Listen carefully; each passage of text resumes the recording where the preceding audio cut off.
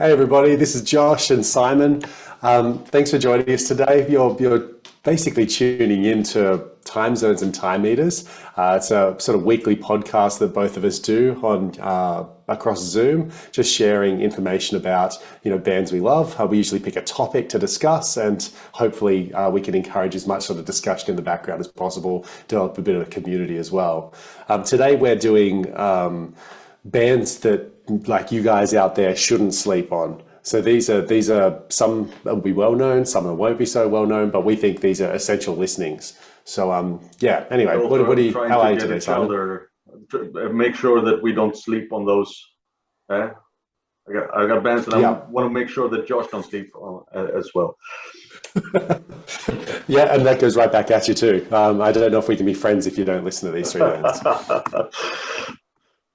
I might move far away from you if you disagree Yeah, with me. well, you're pretty lucky. You should be okay. It's probably a good point too. We didn't really discuss what bands we were going to be picking beforehand, so hopefully we'll be able to either surprise each other with some stuff that we've never heard of, or at least be able to get a chat about the stuff that we have heard of. So yeah, did you want to start?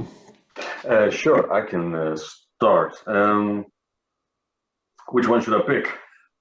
I would probably go with a pretty much an open door for proggers, which would be Kim Crimson, because I mean basically it's the godfather of progressive rock.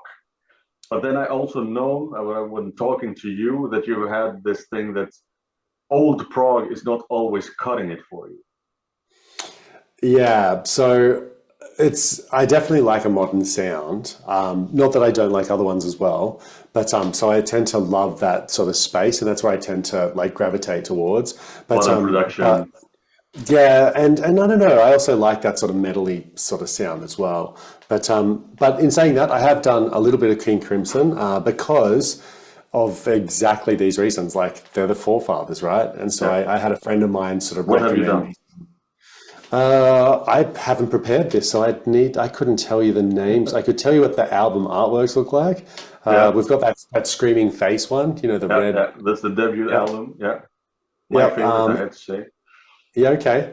And there was another one. I should look them up. Hold on. Well, you talk about them. I'll look them up and I'll tell everyone Yeah, in a second. well, I think the one that I would recommend to you as a metal fan, I would go with well, I have to say the very latest album that they released in the 90s were absolutely metal, but the one from 75, uh, Lark's Tongues in Aspic, is as metal as it, nothing has sounded that metal until probably like the 890s or like the late 80s, early 90s when like thrash came, I would say. It has that hard metal. It's not Black Sabbath metal. It's Judas Priest Painkiller metal basically, and with the complexity that Judas Priest and thrash metal bands didn't have. And of course, it's not all metal on there. It's very much you got ballad stuff and a bit of everything, and of course, official like the mandatory free jazz sections as well, which maybe speaks less to you. I don't know, but because that's a little bit what I think that I heard that they say, oh, you can hear on 21st century Schizoid Man that it's pre-metal or proto-metal, but it's more like jazz. It sounds more like jazz. You have horns on there and stuff like that. And I think like if you want to hear metal, that's not what you want to hear. But this shit, Lark's Tongues in Aspic, Part One. So the opener of this album. Uh, it's metal meets classic music. I would say it's man, you have to listen to that. It's It's gonna blow your blow your speakers. Look, Yeah. I'll definitely prioritize checking that out for sure. I'm just having a look here. I can't quite get my stats working at the moment on Last FM to be able to let you know what the other one was. But I have a feeling it could be. Is it Discipline? Like it says here, Yeah, there's a red 1980. one with those Celtic. Yeah, It's very symbol on the different. front of Very it. different. Yeah, yeah. Yeah, so I think that might have That's been the not other one metal that at all. no, but I definitely like checked out a sort of a handful of different things in the past, but I really haven't done the deep dive like I should have. I just did that original album a few times and sort of just went, yeah, I can see some of the cool stuff about it, but they kind of lose me a little I bit also had sometimes. that. Like I heard the original, the debut album. So in the Court of the Crimson King. Hmm. Uh, at least the title track I heard probably for the first time 25 years ago or something, or 20 years ago. But and then the album in its entirety I heard maybe 2 years ago, Yeah, and okay. this year it really clicked with me. So I mean, it was really a Right. slow grow process for me, but now it's my favorite album. But I think that if you are, if you're coming from a bit of more of a metal place, which I also do, so Hmm. a lot of times there's a lot of these old 70s prog bands where I maybe did not start where you should start if that's where you're coming from. But I would Hmm. say for King Crimson, start with Lark's Tongues in Aspic, and maybe I'm wrong, but Hmm. I think that's the obvious choice, and it's so heavy. Nothing has been that heavy uh, in 1975, and it took another 15 years before anything got that heavy again. Yeah, right. Well, I didn't realize that they were that like that there was that list. So And that's that really guitar interesting to me. sound is also so metal. Yeah, yeah.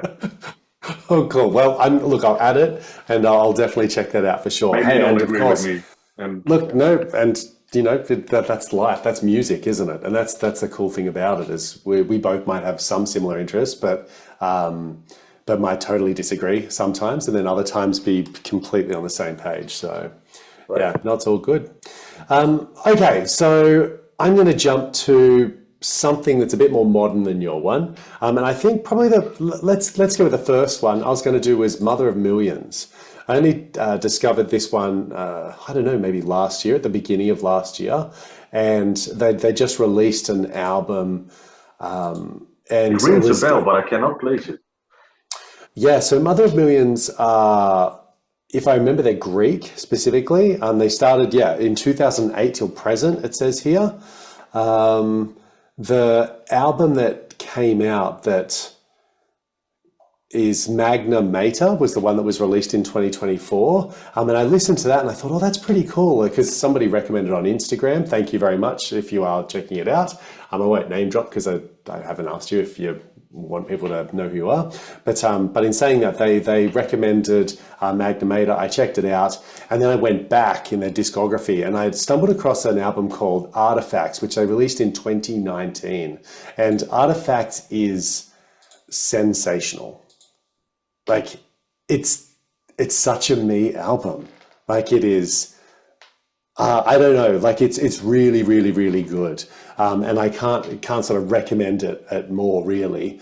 The it's got space. It's got atmosphere. It's heartfelt. It's I don't know. Just there's just so much sort of atmosphere that they build in this music that I just kind of love it. It's progressive. It's metal again.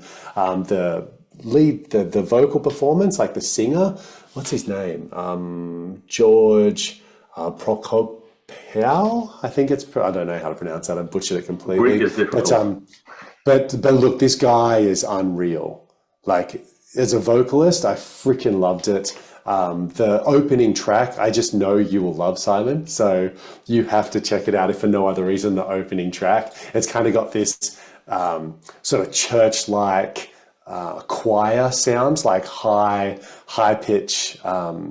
Falsetto kind of church choir vibes, and then all of a sudden it just sort of rips in with this like chugging bass line, and it's just good. Like you have to check this out. Sounds intriguing. Yeah. But yeah, the epic at the end of the album's really good too, which is Artifacts, spelt not like it like It's funny. The album is spelt. Let me just double check. Artifacts, like artifacts, whereas they actually spell artifact, Artefact, for the actual like little epic at the end. It has they have moments where they sound a bit sort of post-metal-y as well. I don't know. Look, it's atmospheric. For an idiot, what exactly is post-metal? I'm having sometimes a problem with the post prefix of genres, and I'm thinking, yeah, it's tricky, right? I didn't. Is it metal instruments? Someone's going to stab me. Someone's going to be writing some stuff viciously in the comments later. But look, here's my understanding. Post-metal is where they use sort of the sounds, like the heavy guitars, for example, to instead of create something that is a tune, but to make noises. Right. So they create ambient soundscapes using like a long drawn out noise. So basically post-rock, but with more metal sounds. Yeah, that's basically like post-rock it's with that. a mesa boogie.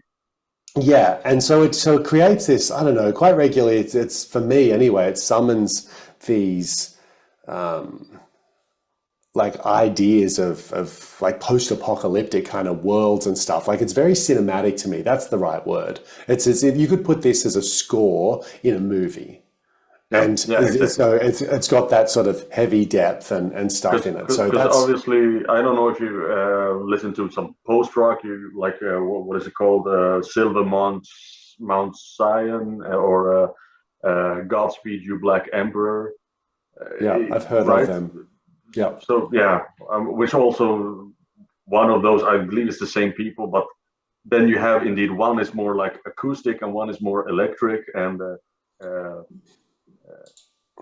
They also put their music to what is it, 50 Days Later or 30 Days Later? What is it, that zombie movie? Do you know?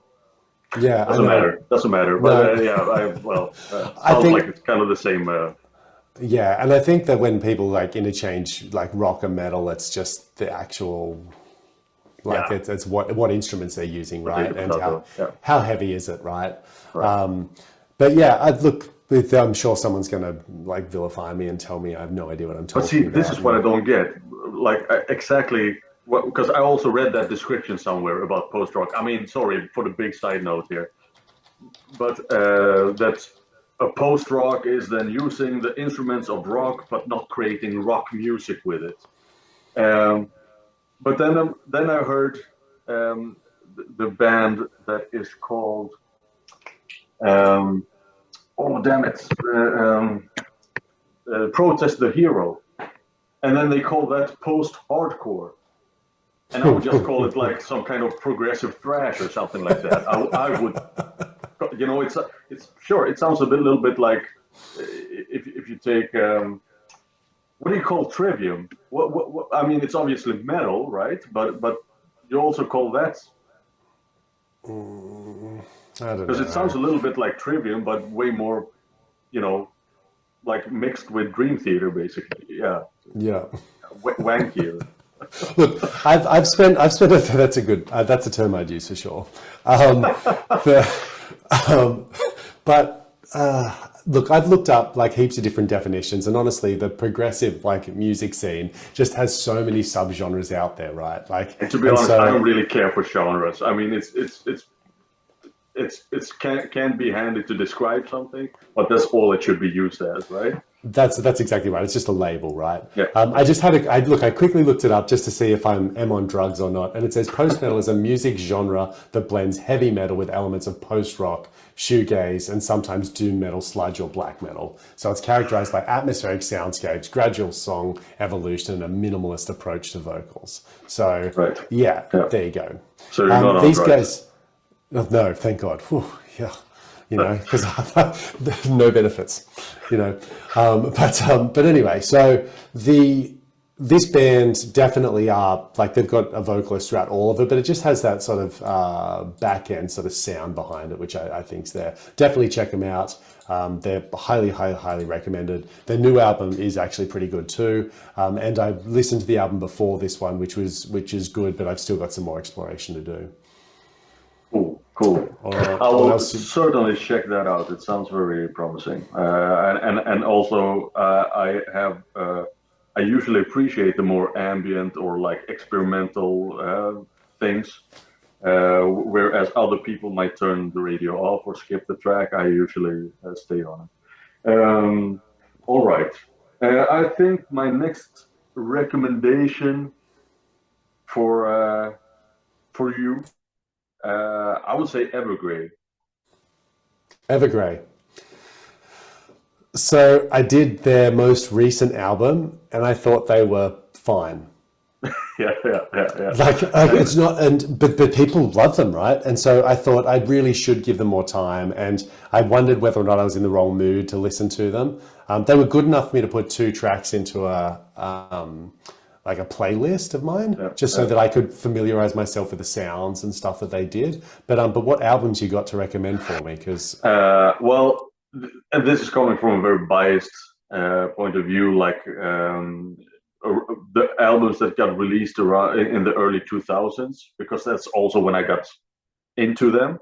So you have Recreation Day, and what more do you have from that era? The Master Plan, or what the heck is it called? Now, how excellently I was prepared for this. Well, I forgot what all the albums are called. I've just pulled them up. So the album names we've got is In Search of Truth, Say, A Heartless Portrait, Escape of the Phoenix, Theories of Emptiness, Falling from the Sun. These are the albums. Yep. Hymns of the Broken, The Inner Circle, The Storm Within, and The Atlantic. The Inner Circle, I think, is excellent. Yeah. Glorious Collision, I also love. And Monday Morning Apocalypse. Yeah. So, I mean, it's of course not capital P prog metal. It's more of, I would say, some kind of it's metal, right? But it's very emotional, and I mean the singing from Ted is one of its kind, but this is also a little bit the critique. I would say that they have this mood. It's very melancholic. It's tear jerking. You know, he's heartbroken, and it's super strong on that theme. But indeed, now it's like 20 years later, and he's still heartbroken. You know, it's a little bit like, okay, damn, he did not.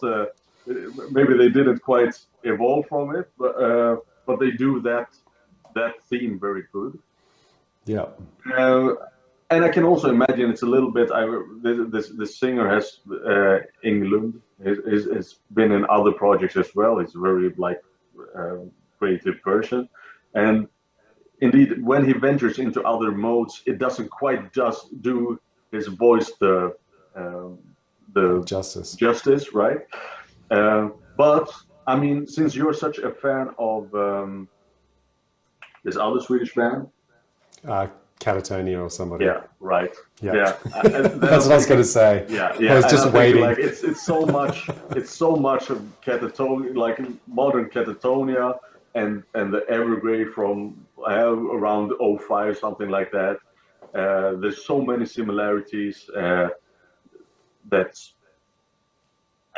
I mean, Evergrey kind of did it before them. I guess Catatonia has gone past them by now, because now they're more melodic than they were back then, and they're also more proggy than Evergrey ever got them. But I would figure that some of those Evergrey things, and they have got great melodies, like real hits, I would say, from that early. They still do. They can still write catchy melodies. But I mean the whole concept then from I would say around 2000. I would be surprised if you would not love that stuff. Yeah. I've just pulled up, I've listened to them 54 times on Spotify apparently.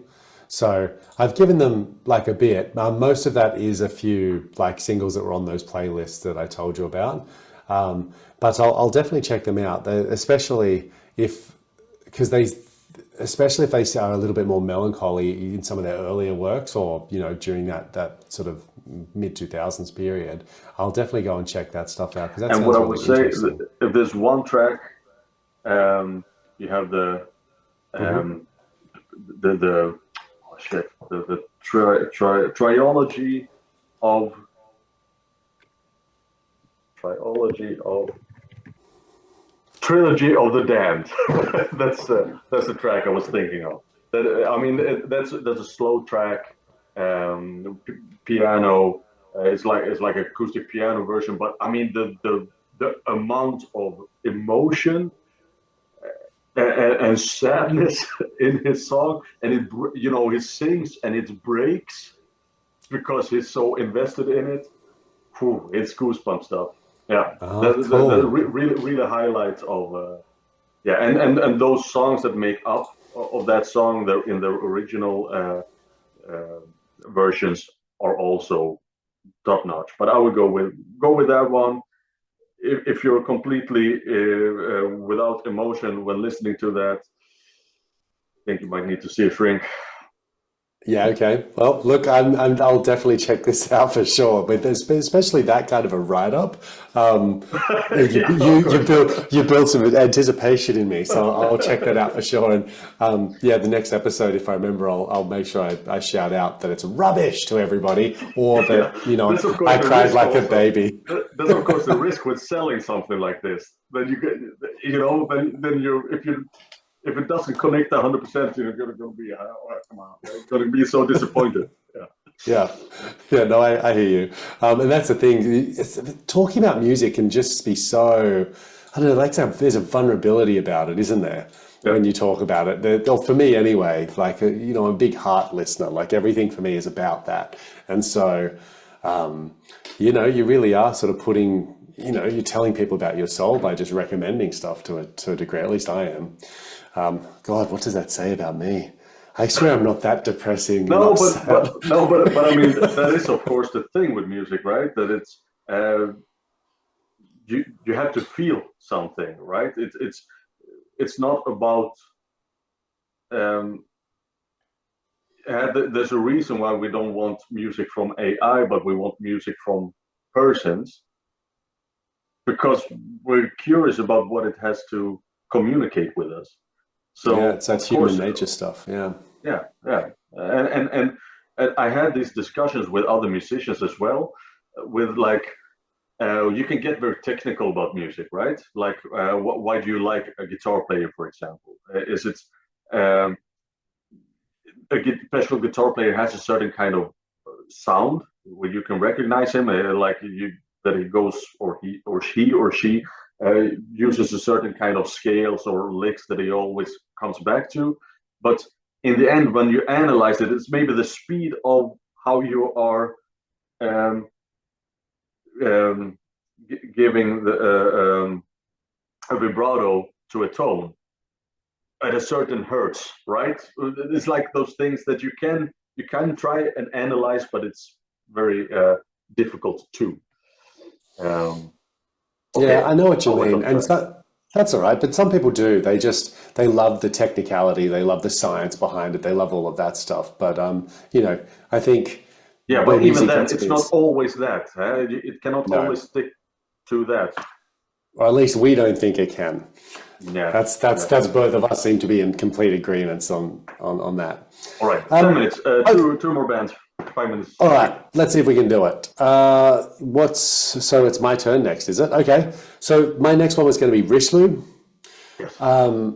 Are you familiar with them? I am familiar with them. I have not listened to a whole album, but I have listened to the Feather Gun. Yeah, You that song is killer. Yeah, stuck in your head. I yeah, think yeah. the first time I ever heard them was just as you know on Spotify, you sort of finish listening to whatever you're listening to, and then it just like puts random stuff on. I'd listened to Feather Gun like 4 or 5 times before I'd gone, "What is this?" Like, and actually looked Yeah, it yeah, up. yeah, yeah, I yeah. spoke to a friend of mine and found out that heaps of people who love Carnival absolutely loved Richelieu. So I thought I'd check them out and look them up, and was blown away. I think Richelieu is a really, really fantastic band. I think they definitely should be sort of heard and looked at, especially if you love, I don't know, like it's the vocals. Carnival, right? Yeah, Um, yeah, yeah. but the vocalist is absolutely like unreal, Yeah. and so Drew is just one of the most charismatic vocalists I've ever heard. I've heard people explain he's kind of this funny uh, cross between the lead singer of Tool. What's his name? Help me. I tell you, I Everybody knows what I'm talking about. Don't worry, I'll think of him in a second. Maynard, right? He sounds like him, but honestly, to me, he's just like Drew. I think it's pronounced like Melo or something. Is an absolute beast, and when he decides to go off, he I just think it goes sounds off. very different from Maynard. I think if you put them over each other, I can see what people mean. Like it's got that like similar sound, I just think as a vocalist, he's superb. And this guy, when he decides to spit venom, he just like he spits venom. There's a few songs by him which are worth checking out. My favorite is LMP. I've listened to it like hundreds and hundreds and hundreds of times. And it's just such a sensational album. Sensational track, which really showcases Is it his also on vocal. the Feather Gun album? No, this one's on the one before it, which is from Eiledon, I think it is pronounced, or Eidolon. And so definitely check that out. Freaks and Animals is on that on that album as well, which is really good.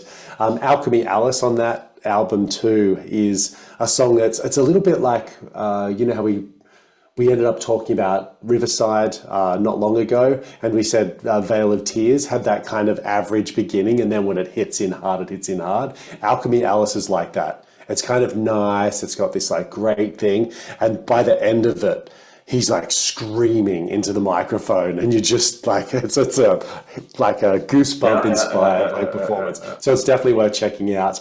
And so all three of those are from the Eidolon Okay. album. Feather Gun is probably the better, stronger album.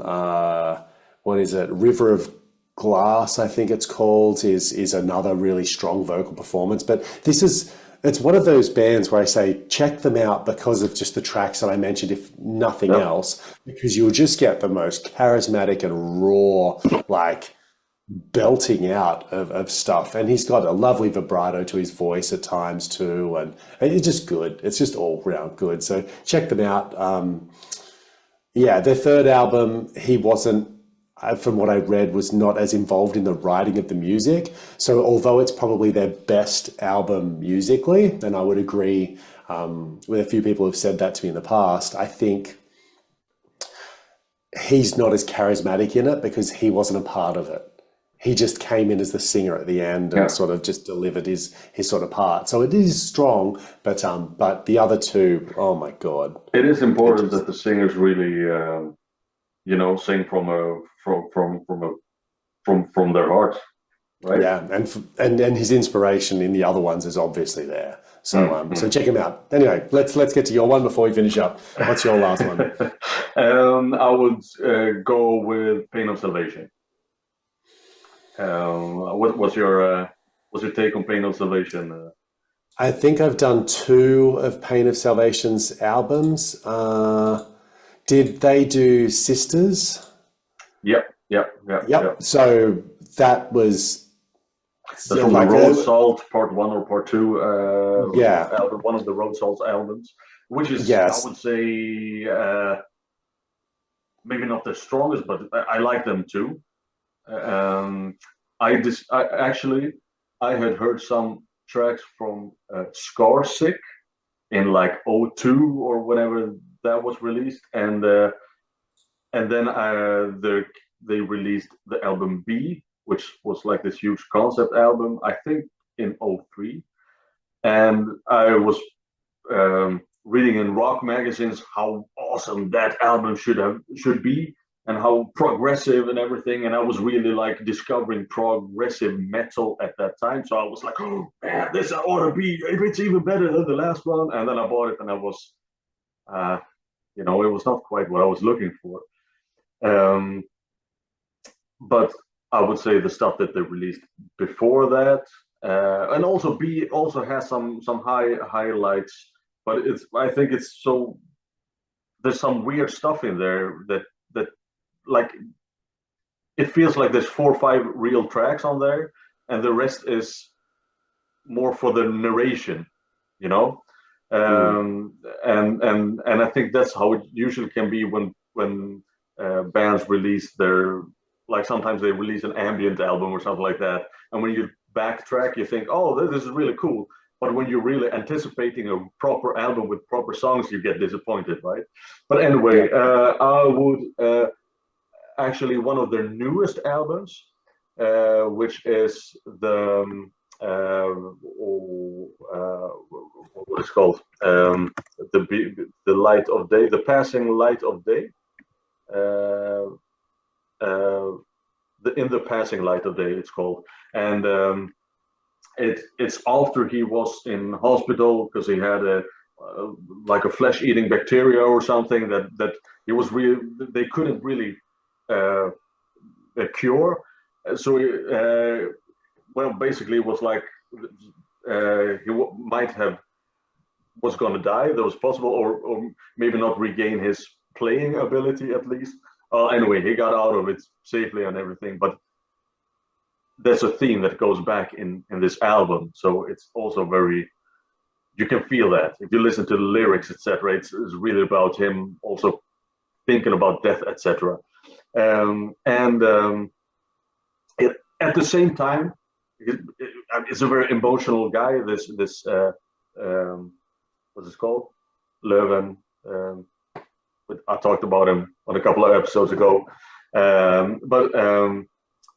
but it also has like one of the most complex polyrhythmic things ever seen to man, because the guy is also a musical genius, right? So there's so many layers into that, into the music, both emotion and technicality. There's always stuff to listen to. I think that is one of their better releases. I'm amazed with, and it's heavy, and as well, that album really blew me away. I thought they were not that strong anymore. The album before I thought was a bit weaker, but they really, in the passing light of day. If you haven't heard that album, have you heard that album? No. The only other one I've done is Remedy Lane. I just looked it up. Yeah, which is also great. Oh man, 1 minute to go. Yeah. It's all good. Now you had 2 bands. That's okay. It's no drama at all. Should we do a part 2 later? Look, we'll definitely revisit these themes anyway, right? So let's how's about we call it there? I'll write down Pain of Salvation and that album as well, and I'll definitely check that out in the background. For those that are watching, thanks so much for tuning in to us today. We try our best to keep these at within a certain time frame, so we'll leave it there. Thank you. Please subscribe, like, help us with the algorithm if you can, and you can find us on Instagram under Simon's Album Reviews and also Prog Wanderer. So yeah, definitely check us out. That's right. Anyway, thanks, Simon. Thanks